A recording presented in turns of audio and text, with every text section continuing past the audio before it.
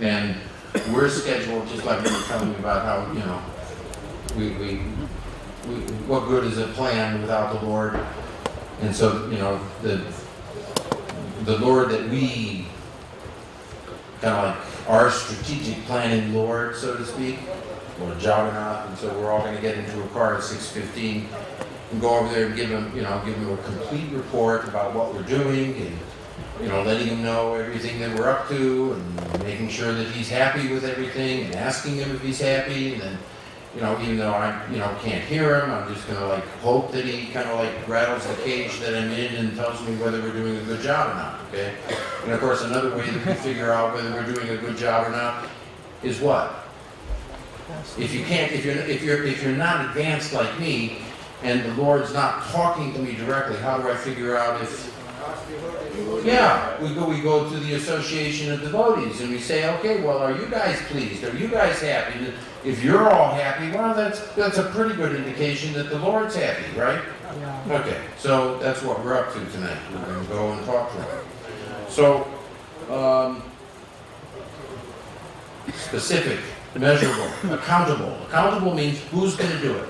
If I've got 10 people in my room and they're all team members and we're going to say, you're going to do this and you're going to do this, it's not quite like I'm saying you, that's a little bit too directed. You said you were going to do something. Okay, are you willing to do it? Yes. When will you have it done by?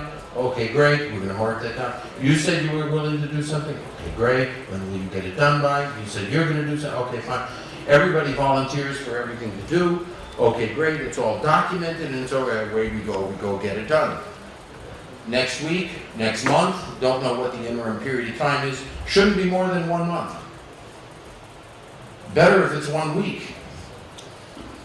Everybody gets together and says, okay, how much progress is there? We've made our plans. What progress is there? How far did you get this week on what you said you were going to do? Because if I'm the leader, if I'm the temple president, I have some right to ask you, how far did you get? And you say, well, I didn't get too far. Well, can you redouble your efforts? Yeah, okay. Whatever, okay? So that's this whole notion of, you want to flip through because that's this whole notion of establishing goals and then budgeting. We spoke about budgeting, I'm not going to go over that. But then all of this business of executing the plan. This leadership building blocks, okay? First of all, generally speaking, as a leader, even I, have the illusion of sometimes being a leader, okay? I know in my heart who the real leader is, and I don't want to lead, okay? I'd rather follow, generally speaking. And I'd rather work with a whole bunch of people that want to work together, because frankly, it's more fun in Krishna consciousness. It's more Krishna conscious, I find it to be that way too. So one of the reasons that we've had some success, some serious success in helping the GBC and serving the GBC is because we've got a fantastic team of people. And these people are really working hard. And so therefore we have leadership building blocks. And each one of those people, the Ponteya Prabhu, Lakshmi Moni, Raja Vikhari, Kaishori, Aniruddha Prabhu, all of these people, they represent leadership building blocks, where they have their own specialty, they have their own strength, okay? And we're working together in a coordinated way. So we have, therefore, built a foundation of leadership within our group. That's what you want to do. You don't want to just be the be-all and the end-all. That's egotistical. It's not so Krishna conscious, but rather you want to spread around the leadership, okay? That's far more Krishna conscious to do that. And then this last point here is 3 core processes, people, strategy, systems. It's beyond the scope of our time together to talk about systems. But systems thinking is one of the most critical ways to lead. We're best leading if we're able to create systems. And I don't know, I just don't have enough time to speak about systems right now.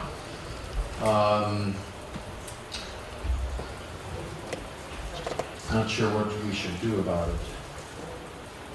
I'll think about it. I'll think about how we might be able to disseminate something about systems to you. And what I'm going to do is I'm going to speak with Gauranga Prabhu about this, who of course is in charge of temple development, okay?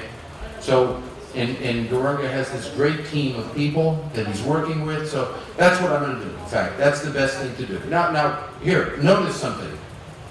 Just notice how I'm thinking, okay? So on the spot, you just saw me doing what I just got done doing, right? I realized there's a hole in the soul of what we're trying to teach you all. And then I start thinking, okay, fine, I've identified the process, okay, fine, we need something here, okay, great.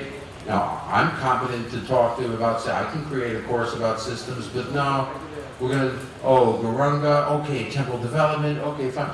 All of a sudden my mind goes to the resources. Now all of a sudden, and then I know that Gauranga is interested in doing it because he's in charge of it and he finds a lot of joy in it. Okay, fine, he's got a great group of people. Boom. 3 months later, we're going to have for you, or maybe it's 4 months later, I don't know when, I got to talk to him. We'll probably have something really good for you on systems and we can put it out in the email to you, okay? Finding the right people, having the strategy. This meeting has been talking about putting together a strategy. So under the assumption that you followed all the elements of the strategy, boom, you'd have a strategic plan, working off of systems, and then having the right people. You bring all three of those together, and what you've done, if you've done that, is you've substantially increased the probability that something's going to get done. That your plans are actually going to find fruition. That the fruits of those plans are ultimately, of course, more devotees and happier devotees. So, I got time for 2 questions or maybe 3 questions, and that's it, if there are any. Yes, Prabhu. How about cascading down the strategy or vision to individual departments or individuals for setting annual targets? Okay, so he spoke about cascading down these plans to different departments and whatnot.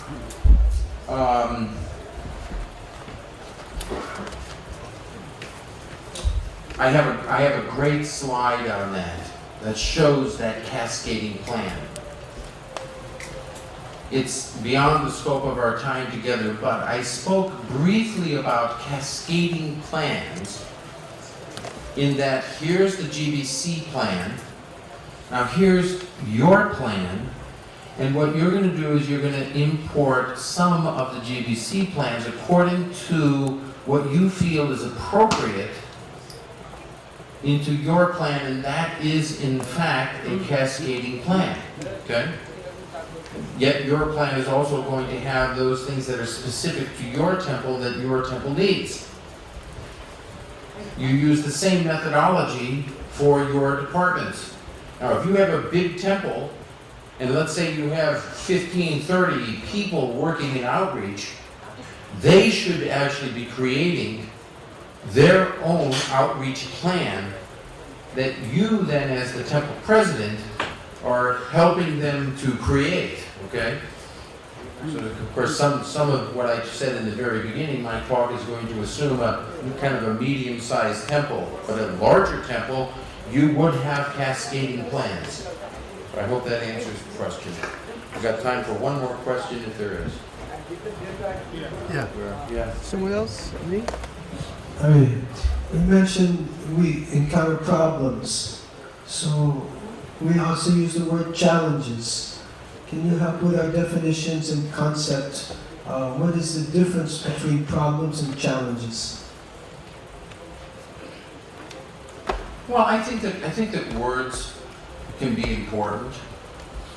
I've read things where people say, well, we should never use the word problem because it indicates that something can't be solved.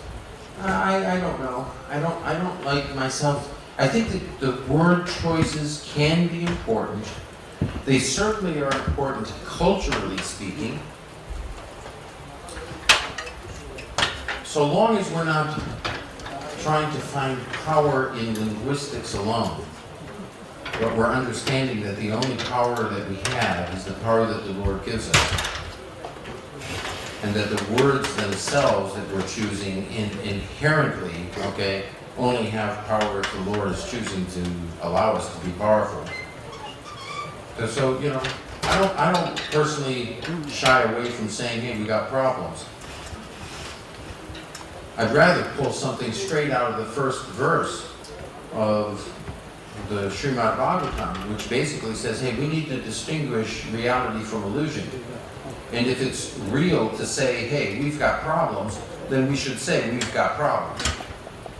And if it's an illusion to say, well, there's no problems, there's just opportunities, you know, then, you know, are we fooling ourselves? Okay?